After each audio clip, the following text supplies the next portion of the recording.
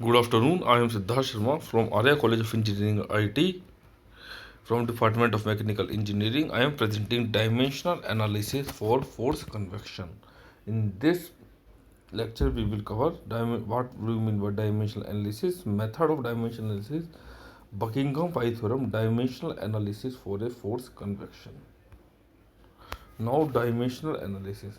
It is a mathematical technique which is used to obtain equation governing an unknown physical phenomena in terms of important parameters influencing that phenomena.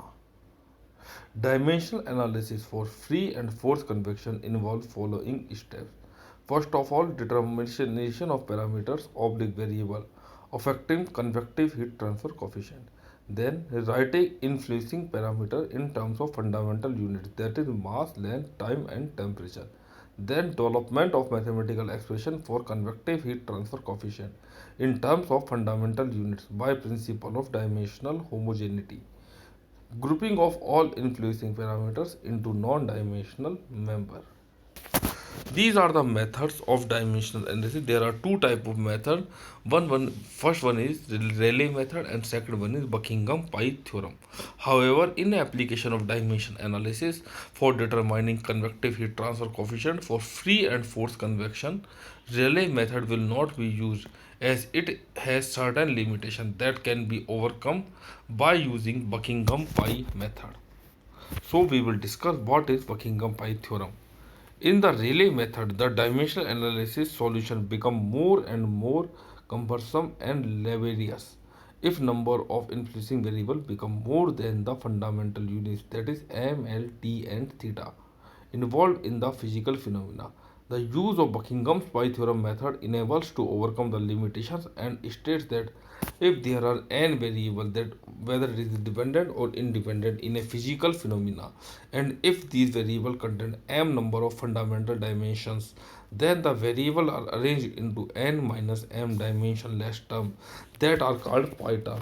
This theorem, Buckingham pi theorem method, can be applied for force and free convection processes to determine the heat transfer coefficient. Dimensional analysis for force convection. On the basis of experience, it is concluded that the force convection heat transfer coefficient is a function of variable given in the table. These are the variable which will come into the force convection, that is fluid density, symbol is rho, dynamic velocity viscosity is mu, fluid velocity v, thermal conductivity k, specific heat of fluid Cp and characteristic length of heat, that is capital D.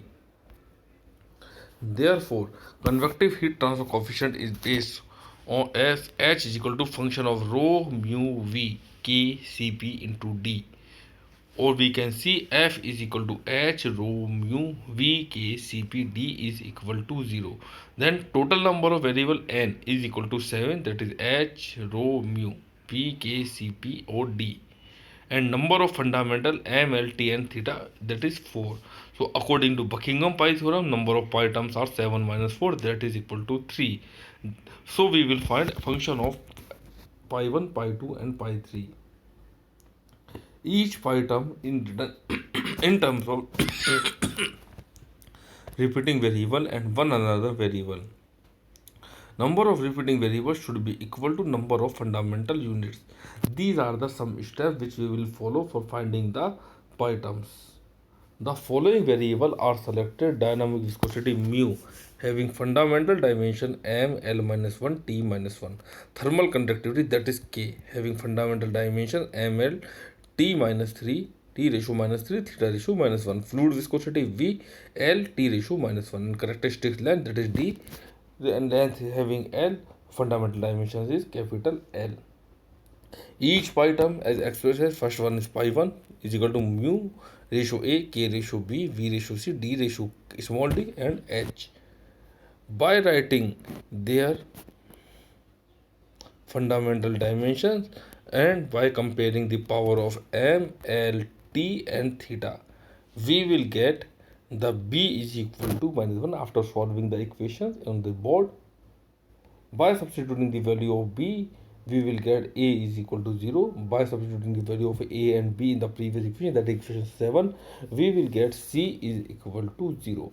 Substituting the value of A, B and C in the equation 6, we will get D is equal to 1. Substituting the values of A, B, C and D in equation 4, that is pi 1 is equal to mu ratio A, K ratio B, V ratio C, D ratio D and H. We will get the first pi term, that is equal to HD upon K, that is shown by the equation number 11.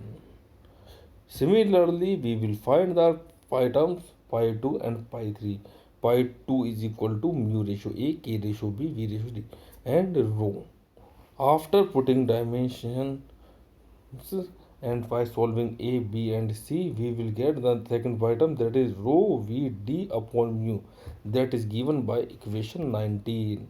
And third pi term, that is pi 3, is given by mu ratio B, K ratio B, V ratio C, D ratio small d into Cp. By putting the m d theta and after solving and comparing the variable, we will get A, B, C and D. Value of A, B, C and D, that is A is equal to 1, C is equal to 0, D is equal to 0 and B is equal to -1. So we will get pi 3 is equal to mu Cp upon K. Substituting the values of pi 1, pi 2 and pi 3 in equation 3, we will get function of this is equal to 0. Now we will get Nu, that is called Nusselt number, is equal to Reynolds Re into Prandtl number. The above correlation generally expresses Nusselt number is equal to C1, that is constant, Reynolds number ratio A, Prandtl number ratio B. The constant C and exponent A and B determined through the experiments.